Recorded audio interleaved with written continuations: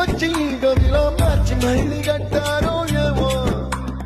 మాయజాలము తెలుసు మంత్రగారడి తెలుసు రెంటి కన్న ఇది ఇంకోటేమో నీలాకాశం నేలాకొస్తే ఇట్టాగే ఉంటాదో ఏమో ఈ సంతోషం దాచాలంటే హృదయాలు ఓ వంద కావాలేమో ఇంతందంగా ఉంటుందా ఈ లోకం